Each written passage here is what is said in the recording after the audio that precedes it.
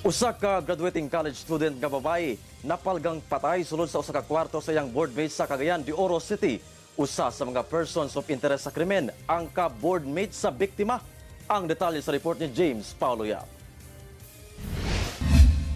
Mismong ang landlady sa usa ka boarding house sa Barangay 7, Cagayan de Oro City ang nanawag og police assistance sa Police Station 1 Divisoria tungod sa usa ka gituuhang patayng lawas nga matud pa napalgan sa sulod sa usa ka kwarto niadtong adlong Webes. Pagresponde sa PNP, napalgan ang patayng lawas sa usa ka babae sa room 1 sa maong boarding house.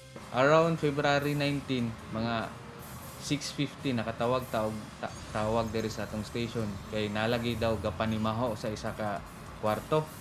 So niresponde ta didto dayon upon entering the area gyud adjacent lang gyud sa kwarto sa room 1 baho na gyud siya.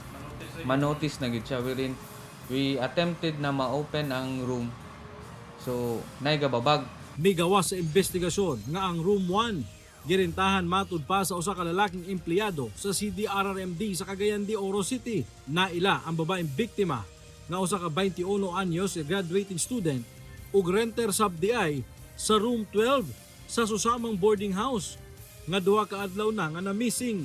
Last na nakita ang atong biktima no, atong 17 sa buntag around 6. So allegedly around 6:30 na yung other borders na to sa sa area na sila nadungog na lagubo sa room 1 wherein wala nang pugkay sila. Dugang sa PNP nga ulahing misulod kuno sa iyang trabaho sa CDRRMD ang renter sa room 1 niadtong February 17 ug hantod karon wala na kini nagpakita pa.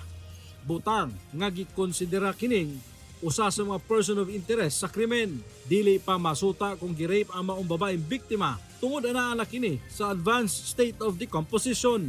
Aduna kuno yung mga senyales nga misukol kini tungod sa mga samad nga iyang naangkon.